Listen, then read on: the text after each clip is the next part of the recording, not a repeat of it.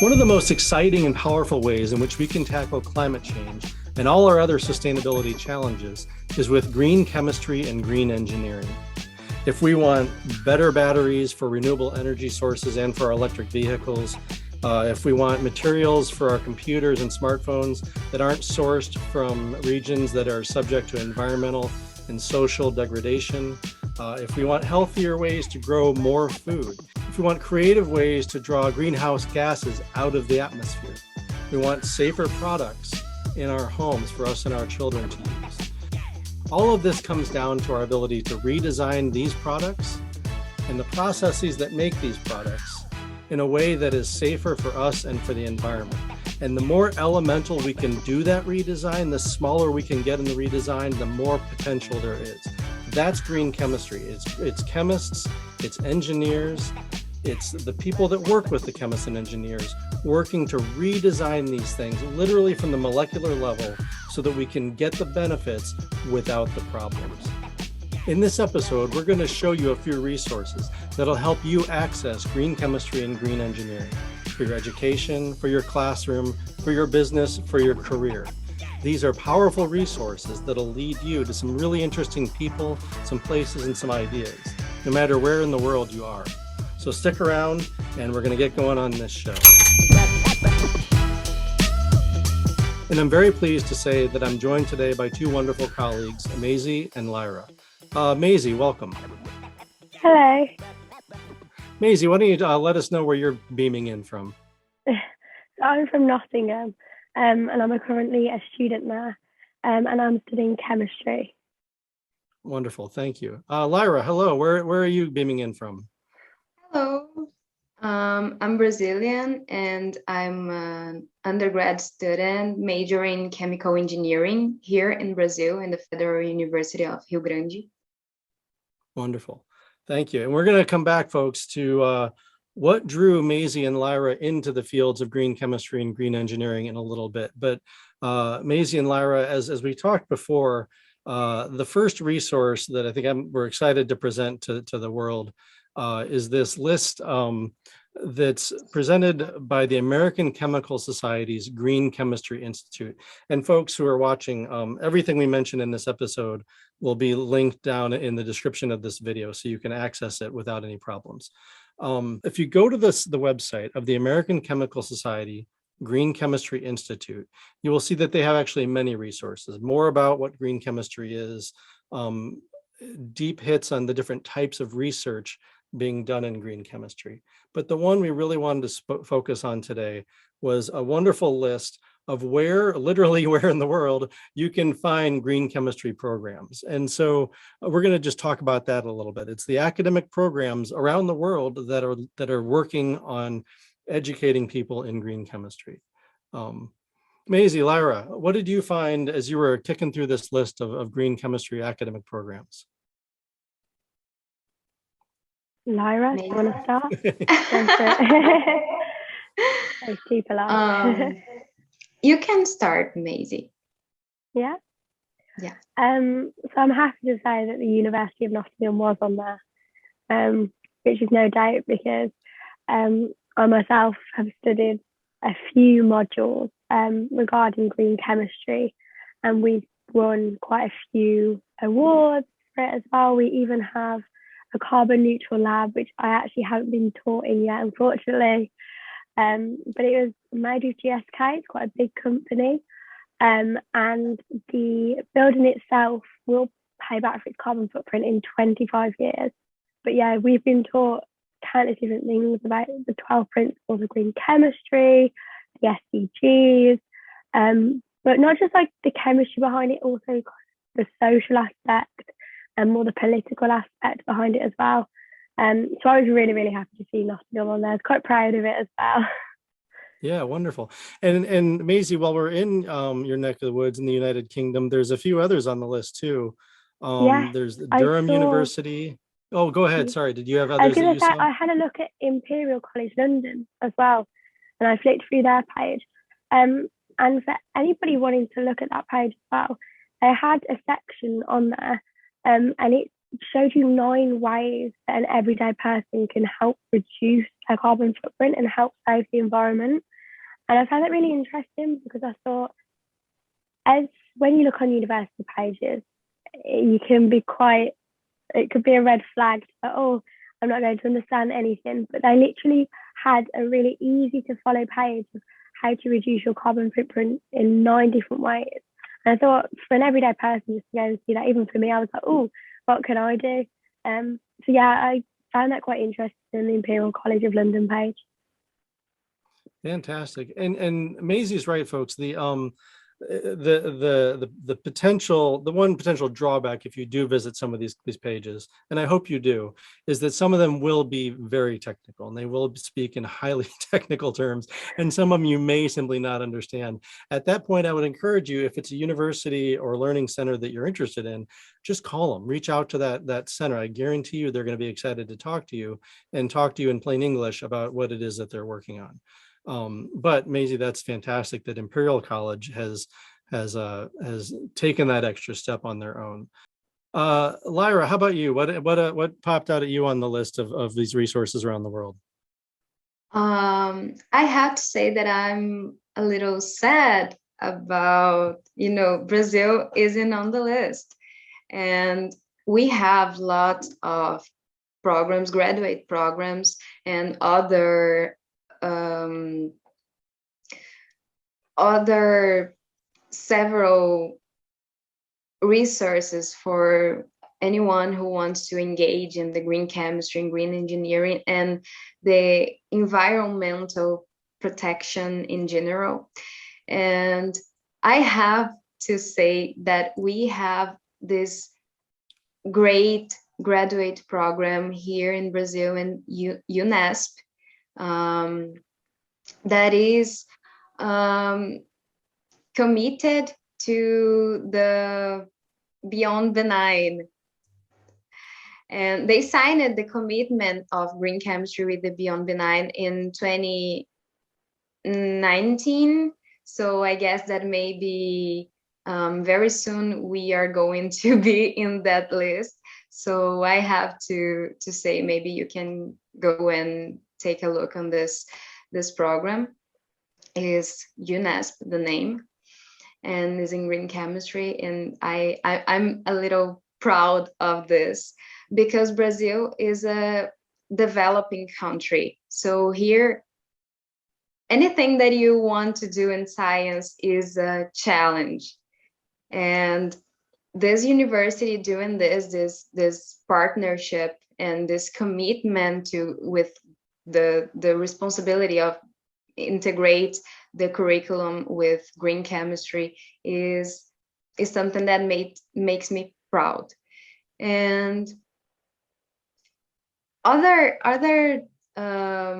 resources that caught my attention in this list was programs that isn't for academics. Like, not everyone wants to be a professor or a researcher. Not everyone wants to make a PhD degree, and University of Washington, for example, they have this 1-year online course of green chemistry and chemical management, I guess. And this is great because this is online. This is a short course, and anyone that have like 4 years undergraduate can took this course and learn the basis of green chemistry. And these people can work in the industry workforce, and it's very important to the workforce of the industry to be aligned to this goal of environmental protection and to know how to do this. Lyra is hitting on another wonderful topic that with the both of you, I'd love to come back to again soon, which is, as you wonderfully put, Lyra, the need for green chemistry to get out of the lab and find its way into production and into companies tiny to the world's largest. And we're going to, as we go through some of these resources, we're going to find some other ways in which that's happening, and which folks who might be watching this, if they are already out in the workforce or running a company, big or small, can access training for themselves and their workforce. So thank you for that. Maisie, what else? Any other parts, places on this list that jumped out at you in terms of what folks might see? Yeah, definitely. I found the University of California, Berkeley quite interesting.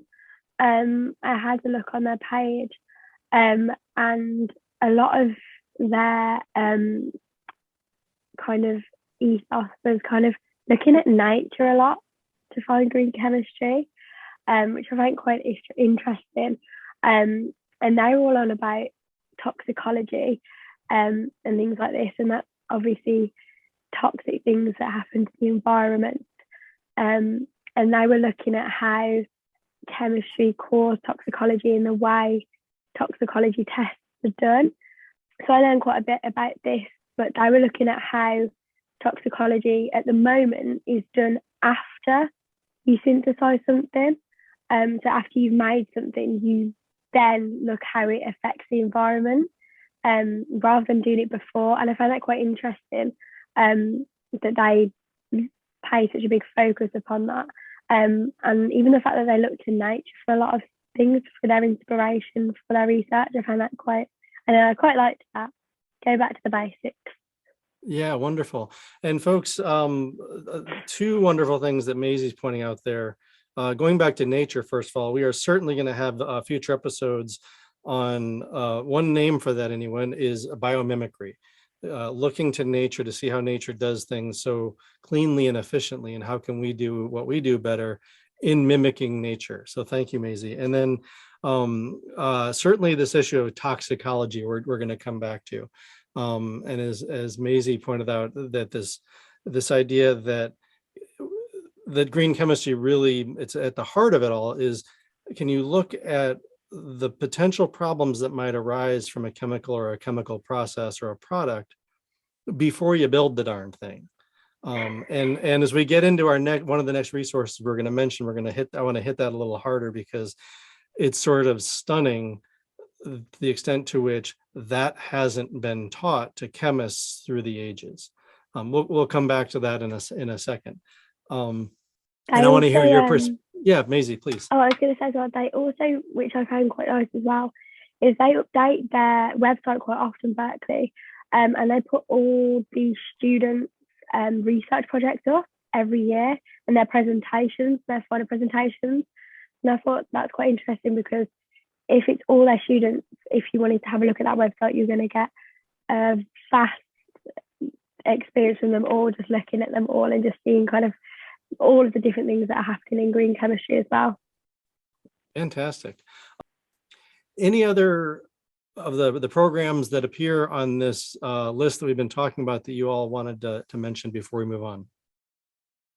I don't have one in specific, but there are some of them, like, for example, Washington College in Maryland, that has this programs for undergraduate research. And I believe this is so important too, because when we are in the undergraduate, like me and Maisie, is very interesting to have this contact with research, to have this experience, to know how it is to really work with this, how it is to do a research, to take a problem and find something in this problem, like renewable energy. Find something that we can do, and as an undergraduate, for example, here in Brazil, is very common that we are supposed just to learn and learn and learn, and sometimes we don't have the opportunity to do it. And I believe this is so important. And some students that are in college now don't know about it. So I feel the need to indicate, maybe take a look on the list, and find some way to get involved in research, because this is a very rich experience. And maybe you Wonderful. can Thank fall you. in love with research like me. Fantastic. Thank you. Actually, speaking of that, well, this would be a good time. And maybe Maisie, I'd start with you if it's all right. What, for those, to the extent we're talking to people out there who are, whether they're in grade school, high school, college, or maybe even entering, looking toward graduate level courses of any sort in this neck of the woods, in chemistry, chemical engineering, or related subjects. What I'm curious to hear what got you two into this, and what you enjoy about it. What's keeping you in it? And Maisie, maybe we'd start with you. I think getting into chemistry first of all, it just clicked with me, but I really didn't expect to do it until I was in college, when I was 17, 18. So I just finished my GCSEs and I was not going to do a science for my A-levels. And then I just changed my mind and I thought, I'm going to do chemistry, and I just clicked with it. And I didn't do maths, I didn't do another science, which is very strange for England to do that.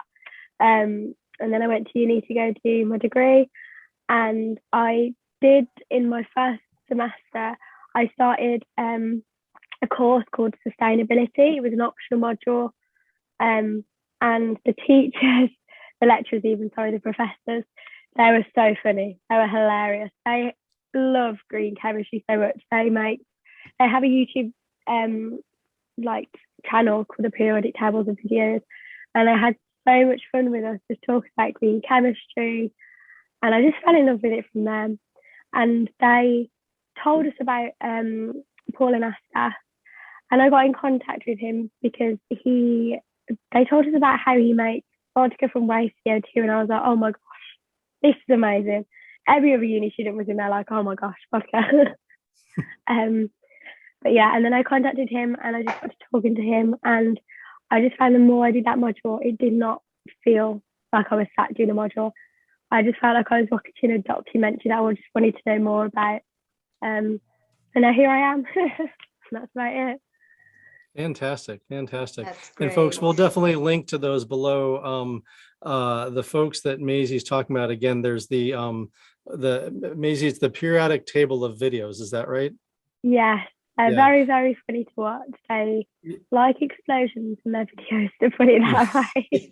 It's the team at University of Nottingham, where Maisie is, doing wonderful videos on science, and I can't do them justice by explaining, so you'll have to look it up. The periodic table of videos, and one of the gentlemen behind that, who has long been a luminary and guiding light in the green chemistry community, is Professor Martin Polyakov. And so we'll have some links to all that in the videos. So thank you, Maisie. Yeah. I luckily have been taught by him, and he's over 70 now. He's still lecturing. He has a tram named after him now in Nottingham, and he even has a elements lab coat, and it's got all of the elements of the periodic table, which he got sent by a fan. But no, they're such lovely people. They have a lot of time for everyone. Yeah, they're really lovely people. So they hooked you in green chemistry. Yeah, that's so nice. How about you, Polyakov Lyra? is incredible. I have a funny story about how I fall in love about trying to protect the environment doing science.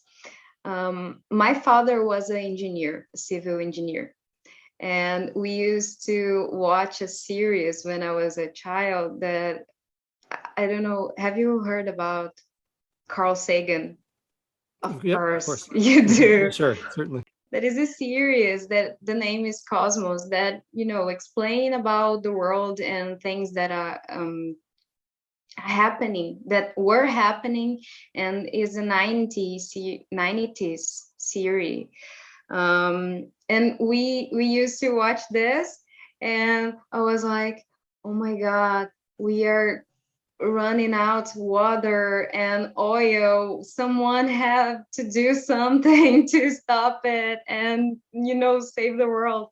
And as a daughter of an engineer, my father always looked me and said, so you have to study and you have to do something. You have to be a scientist. You have to save the world. So I grew up, and unfortunately, my father isn't here anymore. He passed away when I when I was in my freshman year in university. Um, but I'm still in this mission to save the world doing science, and I have this contact with the work of Paul Anastas and John Warner, doing some tasks to my university, and I get obsessed because they, yeah. So I kind of like Maisie, I contact him, and he's the most motivating person in the world, and he's very excited to the work he do in this whole life, in his whole life, and he's inspiring. And now we are here trying to do science communication that is important too. And this science communication is the work of it was one of the works of Carl Sagan. So this is a cycle, and I think this is so beautiful. Fantastic. And folks, Lyra was talking there, of course, about Paul Anastas, who you're absolutely right, has this just incredible infectious energy, and John Warner, who the same. They both have this just unending excitement for green chemistry and are so good at passing that excitement on to others. And not coincidentally, it's Paul Anastas and John Warner who together quite literally wrote the book on green chemistry back in the 1990s. Paul we didn't mention it, but Paul's group is on the list that we're talking about because he leads the Center for Green Chemistry and Green Engineering at Yale University, and John Warner has his feet in many pies around the world. He not the least of which started his work in this neck of the woods in the University of Massachusetts system, where they still have a PhD program in green chemistry. And if I'm not mistaken, I think this is accurate. John and his crew started the first ever PhD program in green chemistry at the University of Massachusetts back in the day. So he left a wonderful legacy there.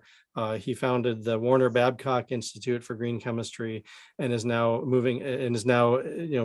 including his energies in many other directions in the same respect. So, all right. Now, if it's okay with you two, and thank you again for sharing your stories of how you got into this, it leads us to the next resource. And I want to bring it up here for myself to make sure I don't forget anything. For those of you watching this, should you be thinking, I want to get into green chemistry, I want to learn more. If you're a teacher, I want it in my classroom. Maybe you run a small company or a large company, I want my workforce exposed to this.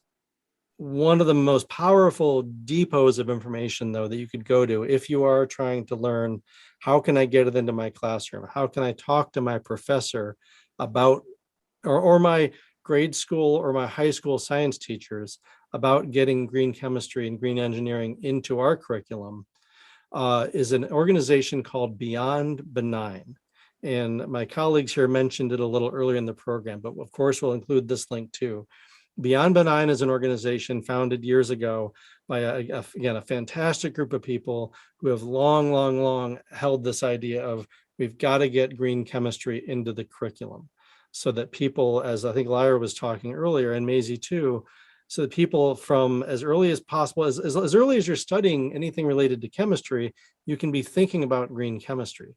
and the impacts that that'll have. As we look at Beyond Benign, Maisie, is there anything on the Beyond Benign page that you would like to highlight for our friends? Yeah, so I actually had a look, and I was intrigued about the type of lessons that they were putting. I also actually clicked through one of the lessons, and I found it really, really intelligent the way they did it. So they looked at something called the E factor, and this is kind of like the environmentally friendly, the waste factor. So you kind of looking at how much waste something produces.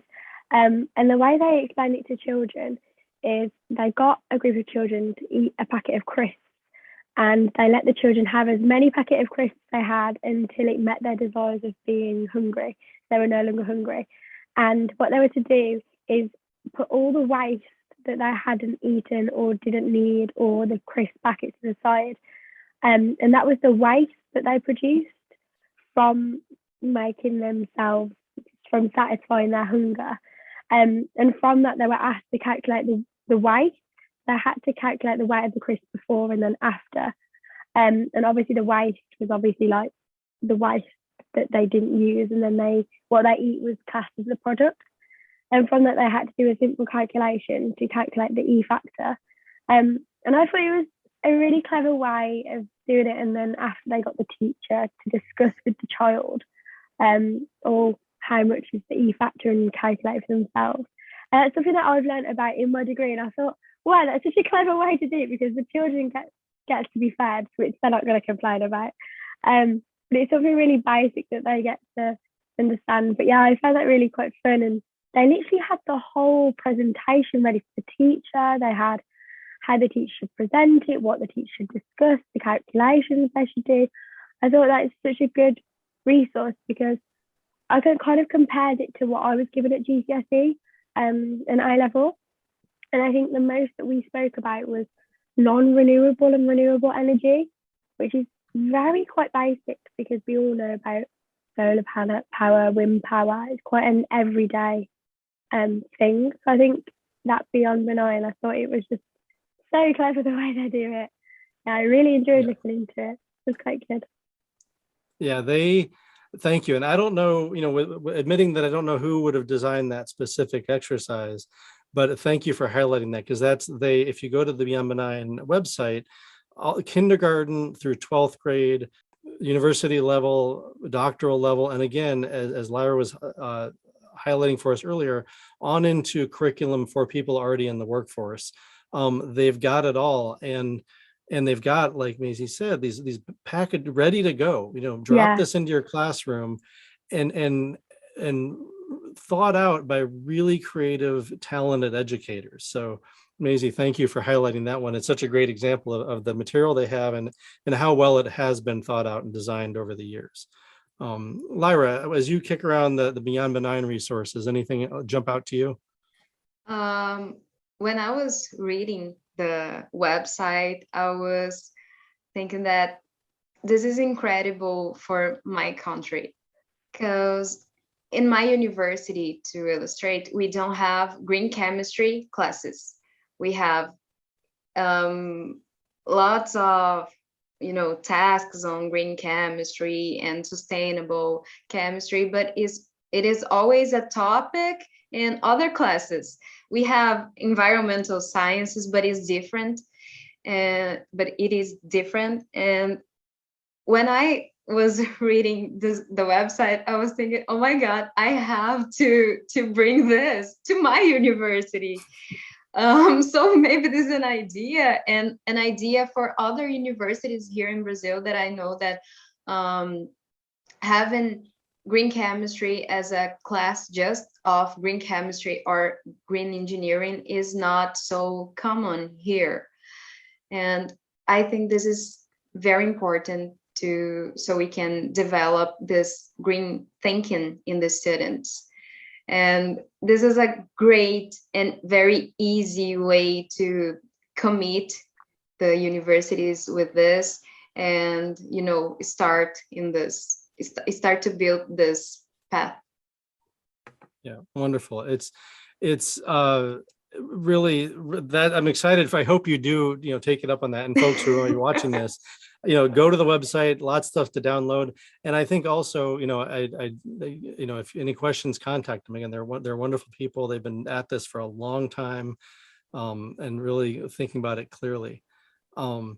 One thing that jumped out at me on there, that I was excited to see was a seminar, I think it was a toxicology for chemists, teaching the concepts of toxicology. And this brings me back, and forgive me, I think both of you have mentioned this earlier in the talk about, Maisie, I think you did earlier, about toxicology. And this is the part that I think may stun people. And the folks at Beyond Benign and John Warner in particular are very eloquent about this. And in fact, I'll link to a video of John Warner talking at a conference about this, because he talks very eloquently about it, that for all of human history in which chemistry has been a thing and taught at the university level, including most places now, and this is the part that really kind of stunned me.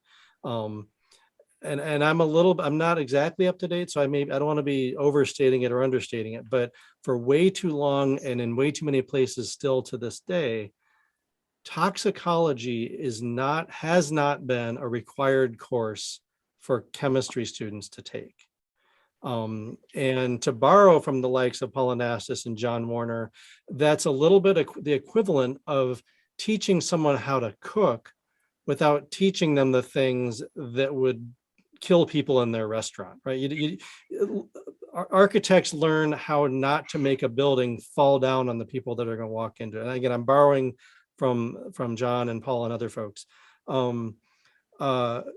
If you want to become a chef, you have to learn food safety and the things that are going to make your customers sick if you get things wrong. Somehow along the way, toxicology, which is the science essentially of chemists learning what are the parts of chemistry that are going to make humans and the environment and the atmosphere and the soil sick, unhealthy if we do this. And that hasn't been required. And so that's led really to the large problem of really talented people designed, like we need paint that's going to stay on the wall forever and protect your beautiful house.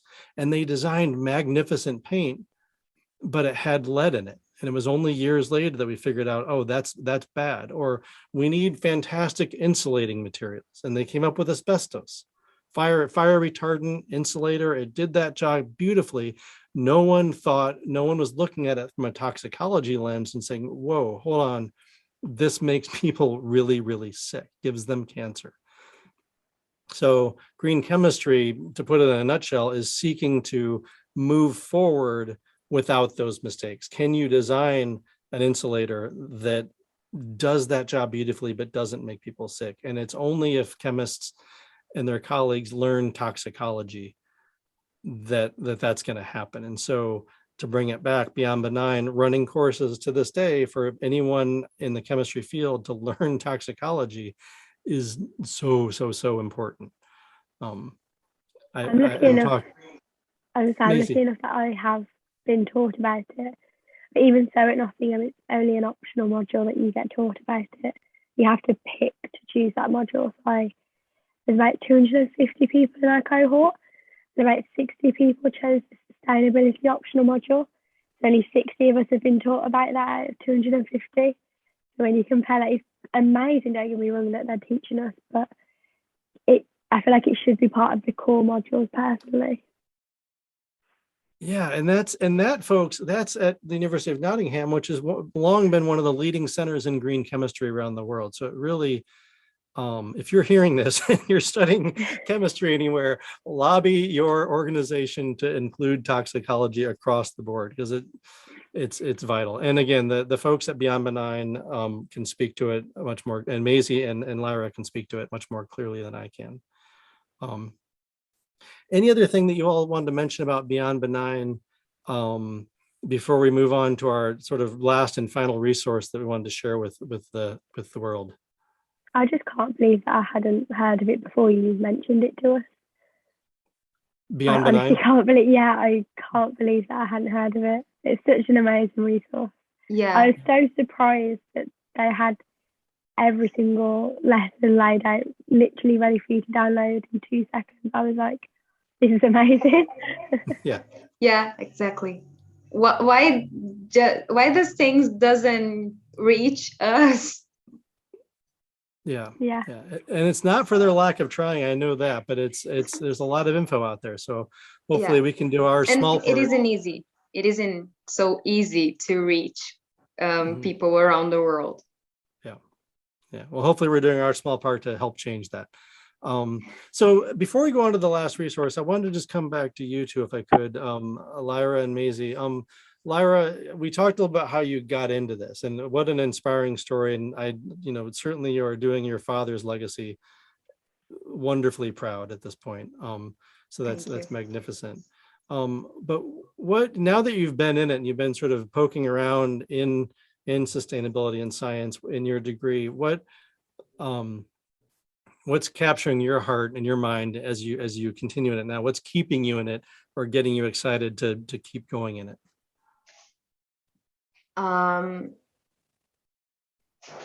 As I already said, I kind of fell in love in doing the research, and I love to try to find ways to optimize productive processes of any material, and I think this is the work of a chemical engineering. But it used to be like optional to do it in a green way, and for me it is the most important thing. If we are trying to optimize something, to make something in the best way that we could with the information that science has now, we have to do it in the less hazardous way possible, and producing the less amount of waste, and following this 12 principles of green chemistry. So my big goal of career is to maybe build more knowledge for the society on this, and doing research, and do this teaching too, because I want to be a teacher. And this is a very important thing. Our professors they have a huge impact on our interests and our goal to career. Like Maisie, she has Martin Polyakov, and this is so great. Of course, Martin Polyakov is a very inspiring professor, and Poanassis and other professors that we have around the world, great professors, and I want to be like half of them. So that's my dream. I think you're on track to surpass them, Lyra. And I think they would be thrilled at that, honestly. So wonderful. Thank you. Maisie, how about you? What's, we talked about what got you here, what got you kind of hooked in it, but as you experience the work you're doing now in your studies, and as you look forward, and knowing what you know now about green chemistry and both the challenges and opportunities, what keeps you excited about it, or maybe or you see as a big challenge? I don't know. You answer it how you'd like. I think the same type of thing as Lyra. Like, I really just enjoy it. It's constantly new as well. I think with chemistry, you never know what tomorrow's going to bring, really. And there's so many different research you can go into. And I think green chemistry being really new, very exciting. And I do think it's something that we really need to work on. And it's something I'm really, really passionate about. And I don't know, I just love it. I can't lie, I just love it. I just think that to keep the environment, to get it better than what it is now, and it supports us in every way we don't realise. I don't know, I just really, really enjoy it. Maisie, thank you for sharing that. Now, audience, we have one more resource that I wanted to share with you because it fits in this category of no matter where you are in your career or in the world, there is green chemistry and green engineering to be learned, and that can benefit you, your organization, your region, and your country. And it's the UNIDO work in green chemistry. UNIDO, and again, I want to make sure I'm not messing this up. UNIDO is the acronym for the United Nations Industrial Development Organization. So it's a United Nations program. And a few years back, UNIDO teamed up with the folks at Yale and some folks in Brazil too, actually, and elsewhere, to help spread green chemistry around the world. And the way they did this was the United Nations has all around the world national cleaner production centers. So again, they're the United Nations national cleaner production centers.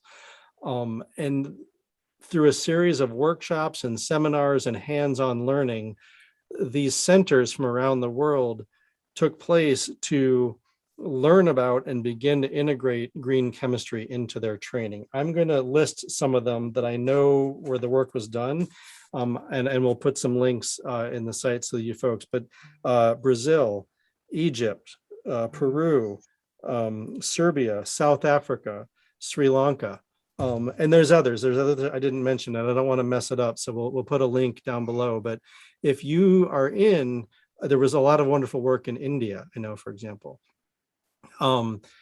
If you are in any of those regions, there is likely near you a resource with this National Cleaner Production Center, where they could offer you and your organization green chemistry training. And if they don't have it, again, now is your chance to ask them to get it, and they can turn to some of the resources we've already talked about to bring it into the organization and out into your region. Because the one thing is very true, and I hope we've given you folks the feel for this, which is that green chemistry is already all around the world. There's incredible work, and there has been for many years. And I'm not even going to name countries because I'll forget too many, but you name a region of the world and probably a country in the world that there has been someone there doing incredible work. Maybe some of them don't have as much support or as much, spotlight on them as they deserve, but they're out there. And so with the lists we've given you and a little bit more poking around on your part and calling any of the folks we've mentioned to seek further help, I think it's true to say that no matter where you are in the world, you might either already have access to green chemistry education and a green chemistry program, or you could find the resources you need to bring that to the folks in your region so that you and the folks who follow you can learn about green chemistry. Because it is, as I said at the beginning, I hope somewhat eloquently, and just an incredibly powerful foundational form of work, green chemistry and green engineering, for all the other things we're trying to do as we tackle climate change and sustainability. With that, we should wrap it up pretty soon, but I definitely should not have the last word. Maisie and Lyra, any other closing thoughts for folks watching this as they go out, hopefully, to click some of these links and learn what we've learned? I just think if you can learn about it, why not? That's all I can say. Yeah, exactly. And I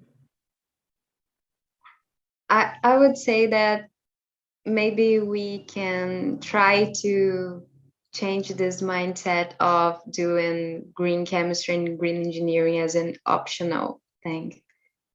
We have to do this. So if you're a student, try to start to think in this way and learn this. And, we are sharing these resources, but for sure, there are lots of other resources around the world and probably in your country. So, you have to learn this. So why not? Why not now? Wonderful. All right. Well, thank you both. What wonderful words to end on. And for the viewers, thank you for watching. I hope you made it through to the end. I hope you're able to click through on all the links and begin your exploration or continue your exploration in green chemistry. Maisie and Lyra, thank you so much for all of your wonderful insights. It's been a pleasure talking with you about all this stuff, and I look forward to the future episodes that we're going to do together. Thank you. Thank you. Thank you so much for the opportunity. Yeah.